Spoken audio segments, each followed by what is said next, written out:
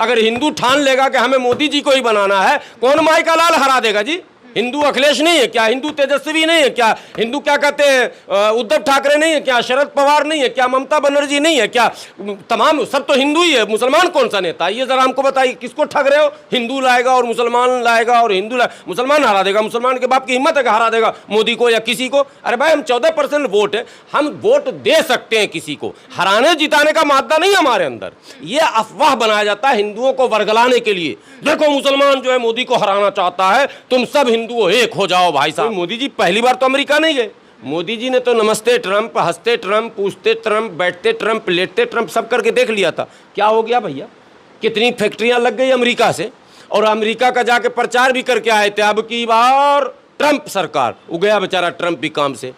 और अब जब बोलने जाए अब की बार बाइडेन सरकार, ये भी गया काम से, बाइडेन भी गया काम से। वाहवाही तो इतनी हो रही है सर। मोदी जी को गले लगा लिया, सारी दुनिया गले लगा रही है। एक प्रधानमंत्री दूसरे प्रधानमंत्री को गले न लगाएगा तो क्या फैटन दिखाएगा? वहां लड़ने गया क्या कोई? अजीब अजीब बात दिखा रहे हैं। मोदी जी गए तो बाइडेन ने ताली बजाई, तो ताली न बजाता तो क्या गाली देगा बाइडेन? क्या करेगा? मतलब क्या चलाना क्या चाह रहे हैं आप? मतलब ताली बजा दिया तो ये मुद्दा बन गया, और यहाँ हजारों लोगों के मकान उजड़ रहे हैं, कोई मुद्दा नहीं। आप देख रहे थे जनता लाइव, मैं हूँ अफसर रवीना। 2024 के लोकसभा इलेक्शन बेहद करीब हैं और साथ में देश में काफ़ी सारे मुद्दे भी अभी चल रहे हैं, चाहे वो मणिपुर का मुद्दा हो या फिर पीएम मोदी का अमेरिका जाना हो। सारी चीज़ें अभी देश में चल रही हैं, तो इन्हीं सारे मुद्दों को लेकर ये सवाल है कि 2024 में क्या होगा। देश की जनता किस प्रकार सत्ता पक्ष को देख रही है, किस प्रकार विपक्ष को देख रही है। तो इन्हीं सब मुद्दों पर चर्चा करने के लिए हमारे साथ मौलाना हाफिज़ गुलाम सरवर जी मौजूद हैं। सर, स्वागत है आपका जनता लाइव में। और सबसे पहला सवाल यही कि ये जो सारी चीज़ें अभी देश में चल रही हैं, विपक्ष का एकजुट होना हो, रैली करना हो, या फिर मणिपुर जिस प्रकार से जल रहा है और पीएम मोदी का अमेरिका दौरा हो, किस प्रकार से देख रहे हैं 2024 पर इसका क्या असर पड़ सकता है? देखिए, इसको सीधे सीधे अगर इसका कोई जवाब दिया जाएगा तो शायद वो जवाब अधूरा हो जाएगा। इसको दो तरह से समझना है। वो जो विपक्षी एकता का हवा खड़ा किया जा रहा है, वो आखिर होता क्या है, कितनी पार्टियां वहां पहुंचती हैं, क्या क्या बयानात उनके आते हैं, किन किन विषयों पर वो लोग चर्चा करते हैं और किस नतीजे पर वो लोग पहुंचते हैं, ये अहम बातें हैं। और इसको अब आगे मैं बताऊंगा कि फार्मूला क्या होना चाहिए, देश क्या चाहता है। अब आपने दूसरा सवाल किया कि मणिपुर की स्थिति भी जो है वो चिंताजनक है, और आदरणीय प्रधानमंत्री जी अमेरिका दौरे पर हैं। 2024 में कैसी तस्वीर होगी भारत की? देखिए, भारत के लोग बड़े विचित्र हैं। भारत के लोगों को परख पाना, भांपना ज़रा मुश्किल और कठिन है। कई बार बड़ी बड़ी पार्टियां गलतफहमी की शिकार हो जाती हैं। इस बार शायद हमको लग रहा है कि भारतीय जनता पार्टी भी गलतफहमी के शिकार में है। इस देश में एक छत्र राज कांग्रेस का था। कांग्रेस को इंदिरा गांधी, और इंदिरा गांधी की हत्या के बाद राजीव गांधी, जब इंदिरा गांधी की हत्या के बाद जो चुनाव हुआ, उसमें राजीव गांधी जी को 400 से अधिक सीटें मिली। यानी उतना बहुमत जो है किसी दल को भारत के इतिहास में नहीं मिला था, इंदिरा गांधी को भी नहीं मिला था। राजीव गांधी निरंकुश हो गए। विश्वनाथ प्रताप सिंह रक्षा मंत्री भी थे और वित्त मंत्री भी थे उनके मंत्रिमंडल में। पूरे देश में तो जो आंतरिक मामला था वो था, कश्मीर का मामला भी गर्म था, लेकिन पड़ोसी मुल्क श्रीलंका में भी अस्थिरता थी। और LTTE नाम के एक आतंकवादी संगठन, जो प्रतिबंधित संगठन है, उसका दौरा था, और विदेश नीति को लेकर राजीव गांधी की ज़बरदस्त आलोचना होने लगी। यानी श्रीलंका के मामले को वो डील नहीं कर सके। एक छोटा सा देश, पड़ोसी देश, एक बड़ा देश भारत और पड़ोसी देश भारत होने के नाते भारतीय नेतृत्व का कर्तव्य बनता था कि अपने छोटे पड़ोसी देशों का विश्वास जीते, उसकी समस्याओं का समाधान कैसे हो, इस पर वो रुचि ले। उसमें राजीव गांधी फेल हो गए। विपक्ष कोई बड़ी ताकत थी नहीं राजीव गांधी के सामने, लेकिन उनके ही लोगों में से विश्वनाथ प्रताप सिंह निकले और उन्होंने इस्तीफा दिया। हंगामा, उसी बीच में बोफोर्स तोप सौदा हुआ था, उसकी डीलिंग में भी कथित तौर पर घोटाले का आरोप लग गया था। और हंगामा हुआ पूरे मुल्क में, लेकिन लग नहीं रहा था कांग्रेस को कि हमारे दिन इतने बुरे आने वाले हैं।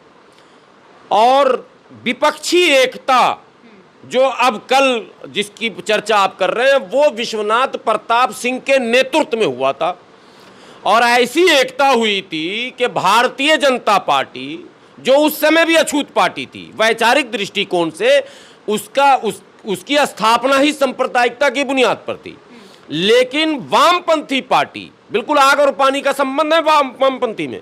वामपंथी जो विचारधारा है वो ये दक्षिणपंथी विचारधारा से सीधे टक्कर है उसका।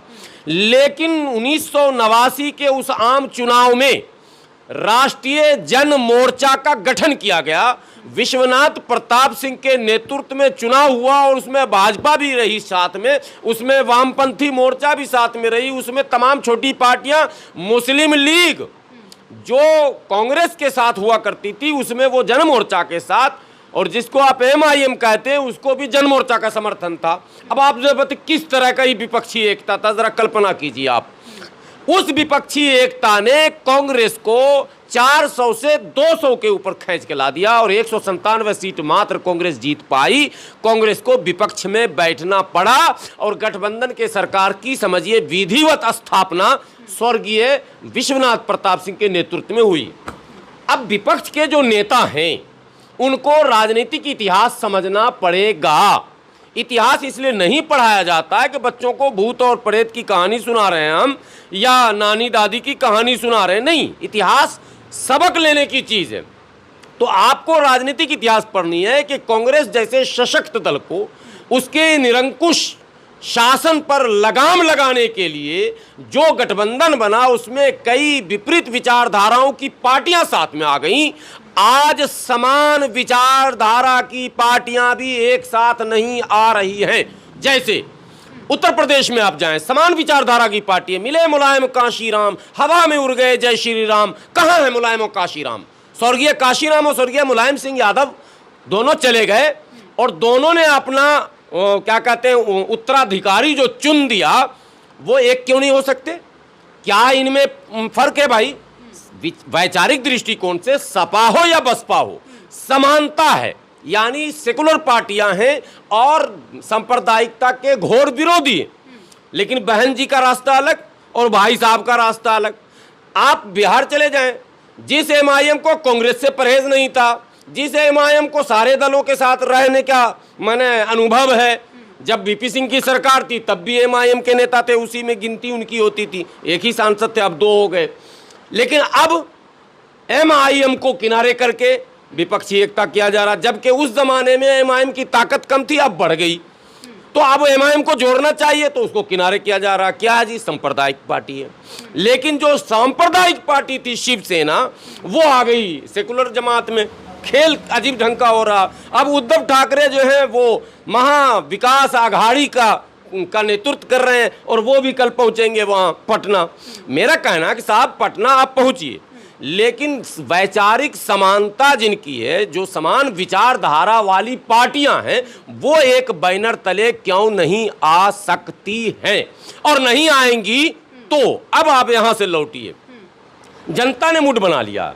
जनता मौजूदा सरकार को किसी भी कीमत पर 2024 में दोबारा देखना नहीं चाहती। ये बिल्कुल स्पष्ट बात बताऊं। नॉट हिंदू मुस्लिम, ये सब हवा बकवास की बात नहीं। हिंदू लाएगा, हिंदू लाएगा, हिंदू लाएगा, हिंदू तो 80% है। अगर हिंदू ठान लेगा कि हमें मोदी जी को ही बनाना है, कौन माई का लाल हरा देगा जी? हिंदू अखिलेश नहीं है क्या? हिंदू तेजस्वी नहीं है क्या? हिंदू क्या कहते हैं उद्धव ठाकरे नहीं है क्या? शरद पवार नहीं है क्या? ममता बनर्जी नहीं है क्या? तमाम सब तो हिंदू ही है। मुसलमान कौन सा नेता है? ये जरा हमको बताइए, किसको ठग रहे हो? हिंदू लाएगा और मुसलमान लाएगा, और हिंदू मुसलमान हरा देगा। मुसलमान के बाप की हिम्मत है कि हरा देगा मोदी को या किसी को? अरे भाई, हम 14% वोट है, हम वोट दे सकते हैं किसी को। हराने जिताने का मादा नहीं हमारे अंदर। ये अफवाह बनाया जाता है हिंदुओं को वर्गलाने के लिए। देखो मुसलमान जो है मोदी को हराना चाहता है, तुम सब हिंदू एक हो जाओ भाई साहब। ये सब बेकार की बातें हैं। एक माइंड सेट हो चुका कि इस सरकार को हटाना। लेकिन जनता वोट देने से पहले ये देखती है कि इसको हटाएंगे तो लाएंगे किसको? जी, यही सवाल मैं अगला पूछने वाली थी। यही से मामला बिगड़ता है। हाँ। अब लाएंगे किसको में? हाँ। कोई बलिदानी त्यागी सामने तो आए। उम्मीदवार किसको रख रहे हैं? पीएम मोदी के सामने उम्मीदवार रखेंगे? तो मैं हो जाऊं प्रधानमंत्री का, उम्मीदवार की कमी भारत में नहीं है, आप समझिए पहले। लेकिन उसके लिए त्याग तपस्या भी तो जरूरी है।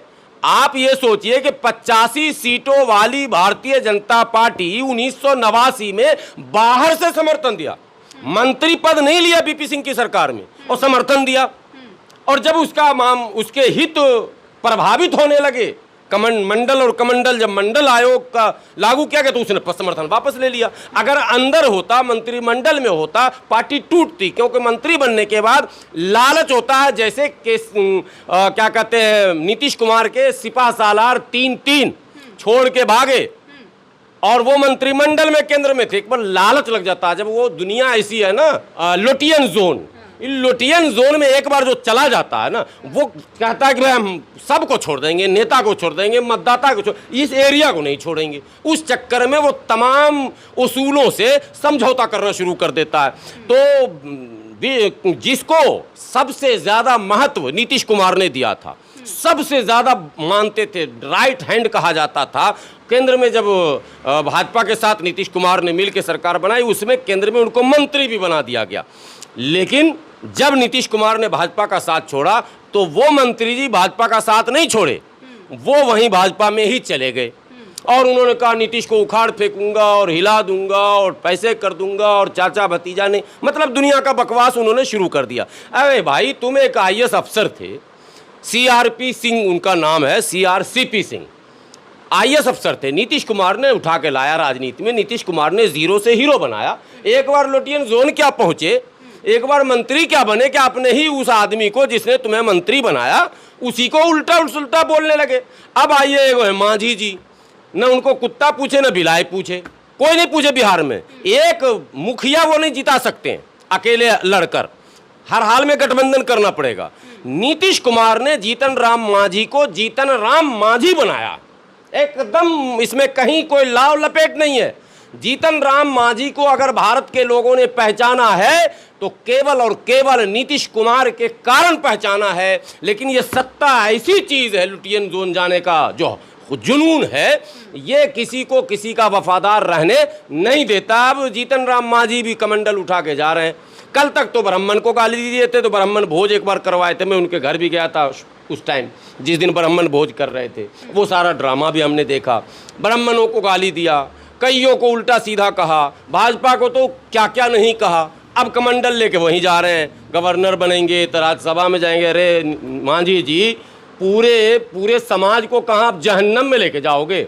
आप तो गवर्नर बन जाओगे, आप तो राज्यसभा में चले गए। समाज का क्या होगा? जो संविधान विरोधी सरकार अगर आ गई भारत में तो आपका समाज कहीं का नहीं रहेगा, झाड़ू पोछे के लायक भी नहीं रहेगा, जिस जाति का आप प्रतिनिधित्व करते हैं। ये बात जी। अमेरिका वाला मसला रह गया। भारत में भारत की गोदी मीडिया और भारतीय जनता पार्टी का IT सेल दोनों ने मिलकर एक प्लान को प्लांट किया है। वो प्लान ये इन लोगों का है कि टीवी चैनल और वही फिर यूट्यूब पर आ जाता है, और इनके कई यूट्यूबर्स हैं मार्केट में, ऑलरेडी पेड यूट्यूबर्स भी हैं बड़े बड़े। ये लोग प्लान बनाते हैं कि इशू पब्लिक कहाँ से जानेगी, माध्यम क्या है। माध्यम है टीवी, यूट्यूब, अखबार। इन्होंने पूरी तरह से इस पूरे सेक्टर पर कब्जा कर लिया। आपको किसी भी कीमत पर मणिपुर की चर्चा नहीं करनी, बिल्कुल। वहाँ कुछ हुआ ही नहीं साहब। कौन मणिपुर, कैसा मणिपुर, किधर है मणिपुर? भाजपा के लोगों से पूछिए, बोले मणिपुर हम जानते भी नहीं। अमित शाह गए तो हैं सर, अमित शाह गए थे, देख लिए, समझ लिए, उनको समझ में आ गया कि यहाँ से निकल लो जल्दी से पतली गली से। वो निकल के आ गए बेचारे दिल्ली, आराम से बैठे। आने के बाद फिर कोई बयान दे रहे हैं। अभी मणिपुर के कई राजनेताओं ने प्रेस कॉन्फ्रेंस किया था, क्या उसका जवाब मिला? नहीं। मणिपुर में लगातार हिंसक घटनाएं घट रही हैं, हमारी सेनाओं पर हमले हो रहे हैं, हमारे पुलिस पर पथराव किया जा रहा। जातीय तनाव और सांप्रदायिक तनाव है साहब, कोई देश के लोग गलतफहमी में न रहे। वहाँ माइनॉरिटी वर्सेस मेजोरिटी हो रहा, वहाँ हिंदू वर्सेस क्रिश्चियन हो रहा। जो क्रिश्चियन कम्युनिटी है उनके चर्चेस तोड़े जा रहे हैं, उनके घरों में आग लगाया जा रहा, उनके साथ एट्रोसिटी हो रहे हैं, उनको गिरफ्तार किया जा रहा, सारी परेशानी उनके साथ हो रही है। तो ये जो मेजोरिटी कम्युनिटी के लोग हैं, जो भारतीय जनता पार्टी समर्थित है, वो चाह रहे हैं वहाँ पर वो सारा सिस्टम मेरे हाथ में होना चाहिए। वो लड़ाई है। इस लड़ाई का समाधान संवैधानिक है, क्योंकि जो माइनॉरिटी है वो ऑलरेडी वहाँ एसटी है, ट्राइबल्स लोग हैं, उनका संवैधानिक जो राइट्स है वो राइट्स अगर आप छीनेंगे तो वो हल्ला करेंगे। उसको आप धर्म और जाति का खेल कुछ भी खेल दीजिए, लेकिन खेल है वो संवैधानिक लड़ाई है। अब मोदी जी अमेरिका पहुंच गए। अरे भाई मोदी जी क्या दुनिया के देश के प्रधानमंत्री तमाम दुनिया में जा रहे हैं, कोई मोदी जी पहली बार तो अमेरिका नहीं गए। मोदी जी ने तो नमस्ते ट्रंप, हंसते ट्रंप, पूछते ट्रंप, बैठते ट्रंप, लेटते ट्रंप सब करके देख लिया था। क्या हो गया भैया, कितनी फैक्ट्रियां लग गई अमेरिका से, और अमेरिका का जाके प्रचार भी करके आए थे अब की बार ट्रंप सरकार। वो गया बेचारा ट्रंप भी काम से, और अब जब बोलने जाए अब की बार बाइडेन सरकार, ये भी गया काम से, बाइडेन भी गया काम से। वाहवाही तो इतनी हो रही है सर, बाहर जाते जितनी कहाँ बार पर हो रही है वही तो मैं कह रहा हूँ। असल में है क्या, कोई भी आदमी, मैं भी अभी यात्रा से आया हूँ, संभल में गया हुआ था, तो मैं भी जब कहीं जाता हूँ तो लोग एक दो माला पहनाता है, बुके देता है, खाना अच्छा खिलाता है, अगर लेकिन जब चर्चा हमारी होती है ना तो वहाँ हमसे कई सवाल भी लोग पूछते हैं कि आप ये कौन सी लड़ाई लड़ रहे हैं, इसका अंजाम क्या है, इसका फ़ायदा क्या है, इसका बेनिफिट क्या है, क्या ये जीत भी होगी या नहीं, अनेकों प्रकार की बात। आप टीवी पर क्यों जाते हैं, हमसे भी अनेकों सवाल होते हैं।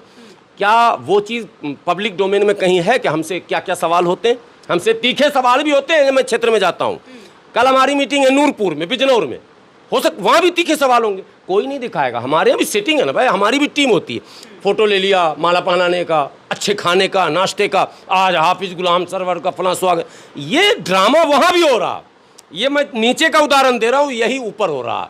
मोदी जी का स्वागत, और स्वागत नहीं होगा तो क्या लाठी लगता? हमारे भारत का प्रधानमंत्री है भाई, दुनिया के किसी भी देश में जाएगा उसको रेड कारपेट बिछाना है, बैंड बाजा बजाना है, राष्ट्रीय धुन सलामी देना है, तो का फायर करना, वो तो रूल है भाई। वो जो रूल और रेगुलेशन बना हुआ उसमें अगर कोई कमी करेगा तो वो तो मुकदमा हो जाएगा, वो नहीं कर सकता। आप सिर्फ उसी को दिखा रहे हैं कि बैंड का धुन बज रहा था और ऐसे वो झूम रहा था, तो धुन पर सभी झूमता है, कोई नई बात क्या आप बता रहे हैं? मोदी जी को गले लगा लिया, सारी दुनिया गले लगा रही है, एक प्रधानमंत्री दूसरे प्रधानमंत्री को गले न लगाएगा तो क्या फैटम दिखाएगा? वहाँ लड़ने गया क्या? कोई अजीब अजीब बात दिखा रहे हैं। मोदी जी गए तो बाइडेन ने ताली बजाई, तो ताली न बजाता तो क्या गाली देगा बाइडेन? क्या करेगा? मतलब क्या चलाना क्या चाह रहे हैं आप?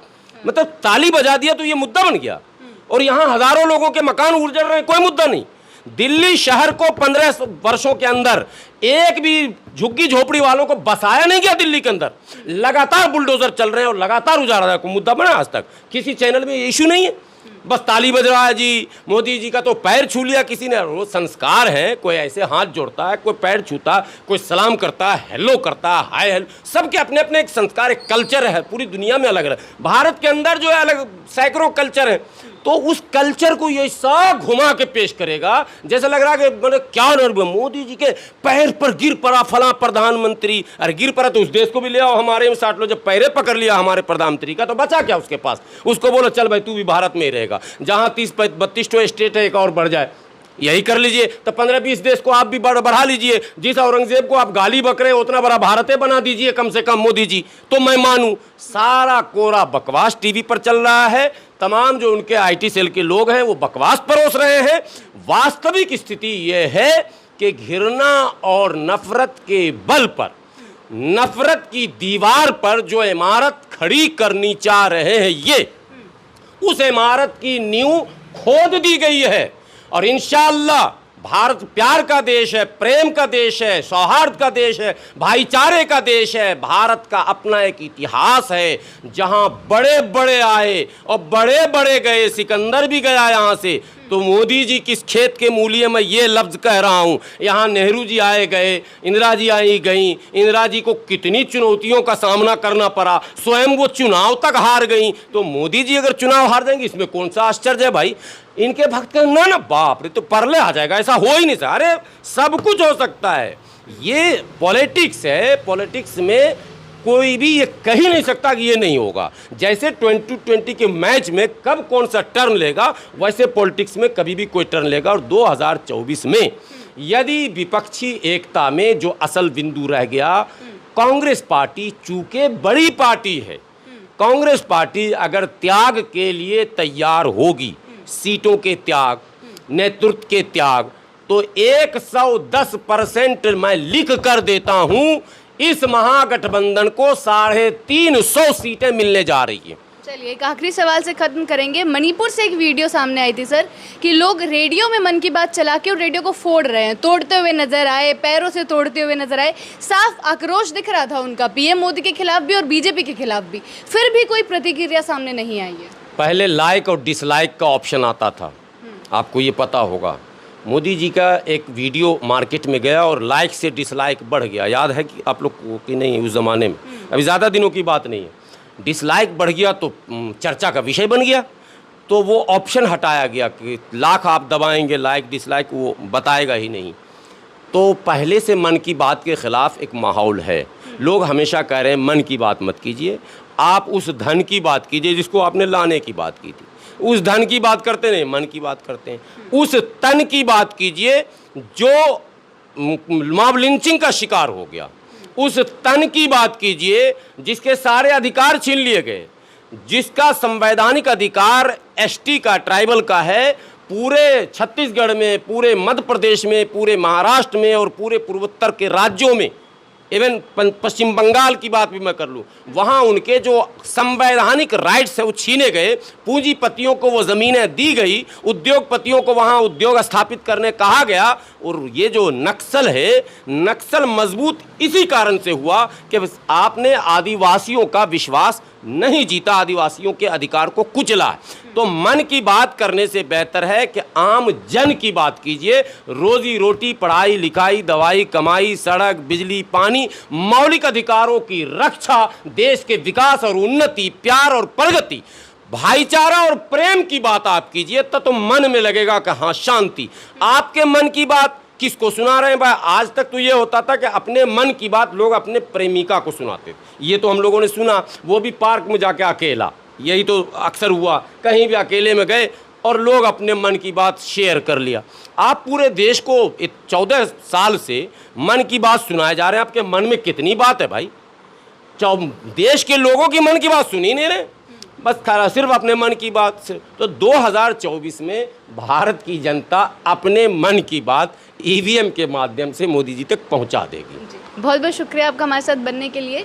तो 2024 का क्या सीन चल रहा है, 2024 में रुख किस प्रकार होने वाले हैं, कौन से मुद्दे जनता उठाने वाली है, वो सब आप तक पहुंचाएंगे और जनता के तमाम मुद्दे पहुंचाते रहेंगे। बने रहे हमारे साथ। शुक्रिया।